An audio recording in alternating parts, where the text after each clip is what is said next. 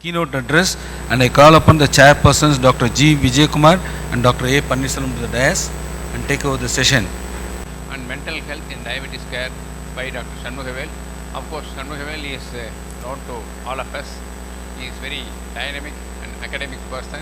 I have been already introduced to the learned audience, Right. so I don't need reintroduction. Okay. Respected chairperson, senior doctors, my doctor friends, and of course the organizing committee members. I feel extremely happy, honored, and most privileged to have been invited to make a presentation on psychosocial support and mental health in diabetes care with a particular focus on evidence-based findings. I thank chairperson as well as the organizing committee members for their kind invitations. My disclosures, of course, I have no conflict of interest in relation to my presentations. So what I'm going to do for another 20 minutes, the contents of my talk line includes introduction, prevalence, and clinical predictors for the psychosocial disorders, burden of a lifelong journey, psychological reactions, interrelationship between diabetes and emotional well-being, psychological therapies, strategies in the treatment of diabetes, and of course conclusions. So most diabetes care guidelines, they concentrate primarily on the medical aspects of initial management, often overlooking the critical psychological requirements of a patient. Many patients with diabetes, they effectively manage their conditions and maintain healthy lifestyles, and multiple studies including the DAWN study revealed that psychological support for this patient remains under-resourced and inadequate. So it is quite challenging for the patient to accept the necessity of lifelong medications resulting in suboptimal care. So during each and every visit, we need to go into the details of the lifestyle modification, whether the patients are adherent to treatment, physical activity, adherence with reference to medications. So these psychological issues can eventually escalate into depressive or other psychological disorders, adversely impacting self-care practices.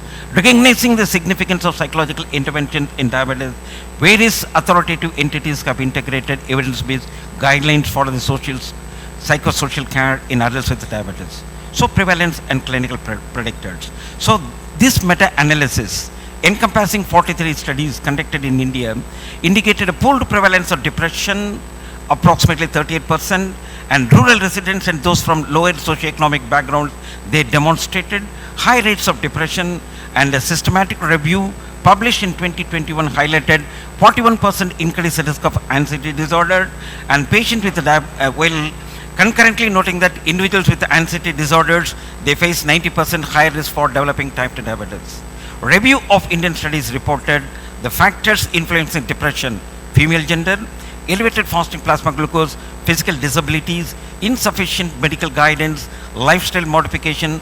Other risk factors include younger age, unmarried status, poor social support, low educational background, socio-economic deprivation, medical comorbidities, insulin therapy, longer duration of diabetes, presence of associated complications, previous history of depression. So individuals with the type 2 often experience poor sleep quality, particularly insomnia, negatively impacting the quality of life, diabetes self-care practices, and patient-reported outcomes. So the prevalence of depression in female type 2 is documented to be greater because of unique psychosocial challenges such as caregiving responsibilities, societal expectations, and discrimination may contribute to higher prevalence of depressions.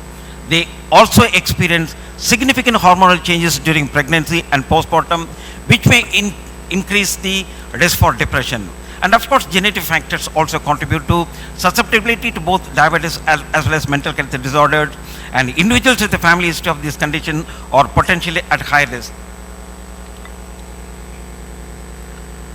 Next is engaging in physical activity has been demonstrated to provide numerous mental health benefits, including stress reduction, mood improvement, and of course overall enhanced well-being. Daily demands of blood glucose monitoring, adherence to medication regimens, lifestyle management contribute to increased psychological stress as well as distress. So this is very important. We need to motivate, we need to properly educate the patient, and we need to provide them psychosocial support during each and every visit. So anxiety stemming from potential diabetes-related complications such as retinopathy, nephropathy, amputation further impacts mental well-being. Patients with diabetes who lack social support face an increased risk of experiencing depression. Similarly, barriers in accessing healthcare services can prevent patients with type 2 from obtaining appropriate care for both physical as well as mental health requirements. So there is a complex interaction between biological, psychological and social factors that contribute to the development and management of mental health disorders in patients with the type 2 diabetes. So the pathways of interaction between diabetes and mental disorders, and of course we have the common risk factors, medication effects, next is unhealthy nutritional effects on the risk giving rise to mental disorders, in turn can result in worsening of the glycemic control. Diabetes patients per se, they may develop mental disorders. So mental health risk factors for type 2 diabetes, a biopsychosocial model. So mental health disorders. So we have the sociological factors, psychological factors, biological factors like obesity, next is diabetes, and next is we have the neuropathy, that is complications of diabetes giving rise to mental health or mental health disorders. So burden of lifelong journey. So managing chronic illness. So we need to focus our attention that diabetes is a lifelong journey. Hypertension is a lifelong journey. Dyslipidemia is a lifelong journey. Patient has to follow the lifestyle modification on treatment regularly and regular follow-up. So patient with the diabetes must oversee financial expenditures for medications. Next is routine healthcare consultation, potential complications, emergency department visits, hospitalizations, along with out-of-pocket medical expenses, which are the indirect costs attributed to diabetes, and financial burden of chronic disease. It can also account for the social determinants of health. Disparities in the socioeconomic status, they are the main contributor for associated complications. And patients with diabetes, they often experience fluctuations in blood glucose due to anxiety and as well as hormonal changes. And those with a higher fear of hypoglycemia may not administer sufficient insulin. They may skip the dose of insulin or they may reduce the dose of insulin, greatly increasing the risk for diabetes related complications. Stigma surrounding the diabetes is pervasive. That is diabetes stigma. It refers to the negative attitudes, judgment, discrimination or prejudice that someone experiences because of their diabetes.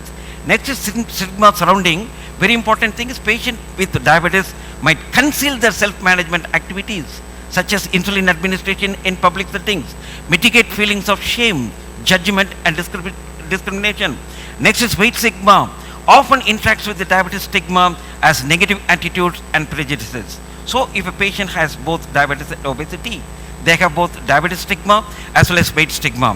When pediatric patients with the diabetes reach adulthood, support from family, friends and treatment team during the transition is crucial to prevent fragmentation of care team and sustain self-management attitude.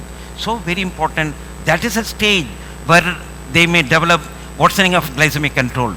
So relationship of psychological stress factors to the clinical presentations. So psychological stress induces metabolic changes. Response towards stress varies, especially in patients with diabetes type 1. Variability can be attributed to autonomic neuropathy, and emotional distress in patients correlate with suboptimal glycemic control. Non-adherence to treatment regimens has been identified as a critical mediator between emotional distress and poor diabetes outcome, and reductions in depressive symptoms have been shown a positive association with a better glycemic control, and psychological factors including self-efficacy, self-esteem, diabetes coping mechanism, social support were found to be associated with enhanced treatment adherence and glycemic control. Next is ongoing environmental pressures. Diabetes related distress typically correlated with poor glycemic control. Psychological factors may contribute to metabolic or gastrointestinal complications as well as sexual dysfunctions. So psychological reactions. We have the emotional distress in diabetes with reference to emotional reactions, diabetic distress, and next is we have the phobic reactions that results in poor glycemic control, self-care behavior as well as reduced quality of life and increased diabetes related complications. So diabetes distress refers to unique, often hidden emotional burden. The symptoms include frustration, fatigue, anger. And of course, diabetes distress that is different from major depressive disorder. Major depressive disorder is a psychotic disorder that arises from emotional challenges. These are all the differences between diabetes distress and depression.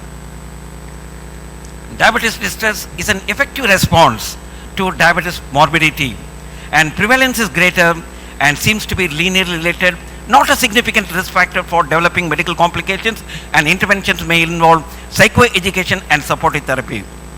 Depression It's a complex response.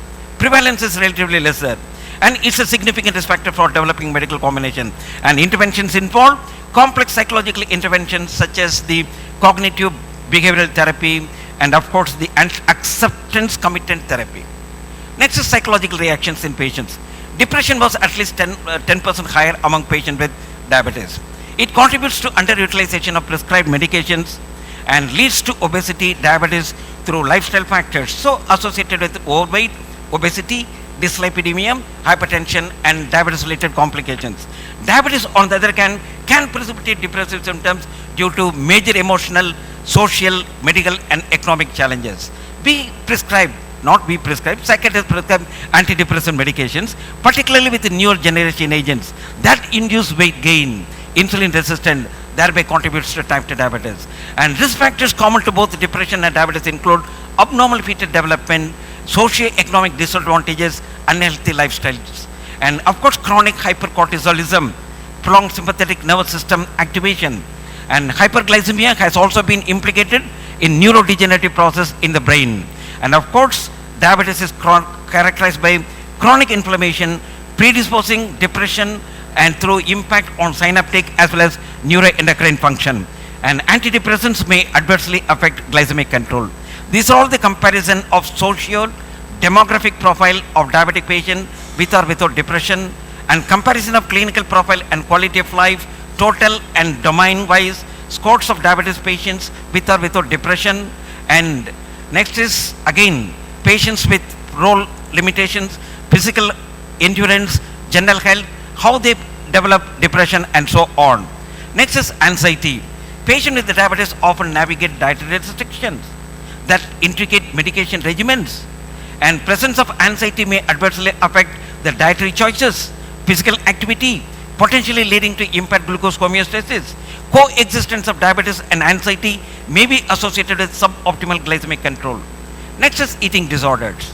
It's a persistent disturbance of eating or eating related disorders, and we have three main categories: anorexia, bulimia and binge eating disorder. And diabetes is associated with increased susceptibility for all three eating disorders, with binge eating disorder showing high prevalence. And patients with the diabetes deliberately script their insulin doses as well as oral OADs to reduce the body weight. And common risk factors for developing eating disorders include female gender, weight gain, body dissatisfaction, frequent cycles of dieting, as well as the history of depression. Next is other psychiatric disorders.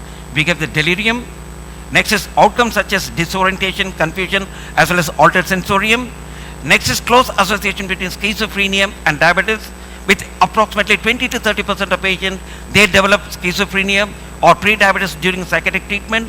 And emerging evidence suggests that insulin resistance may serve as a link between affective disorder as well as Alzheimer's disease. So fluctuating glucose levels due to dysglycemia can lead to neuronal apoptosis and formation of neurofibrillary tangles, the hallmark of Alzheimer's disease. So next is interrelation between diabetes and emotional well-being.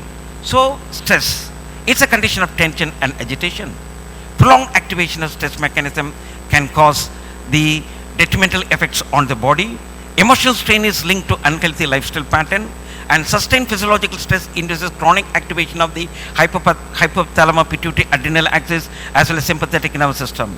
So this particular slide clearly shows the adverse changes with reference to lifestyle, hypercortisolism, overactivation of the sympathetic nervous system, as well as inflammatory pathways, and diabetes and mental or psychological dysphoria. So diabetes can cause mental dysphoria, in turn results in worsening of glycemic control or predisposes the individual to develop diabetes through chronic stress or genetic or social determinants. Next is health effects of emotions. Positive emotions are correlated with enhanced healthy behaviors. The physiological effects include activation of the autonomic nervous system as well as stimulation of the hypothalamus pituitary adrenal axis. And healthy behaviors triggers the excretion of endorphin, leading to a sense of elation. And negative emotions can intensify range of health threats, stress, anxiety, and depression. And negative emotions can intensify range of health threats, contribute to prolonged infections, delayed wound healing, or as perpetuating elevated pro-inflammatory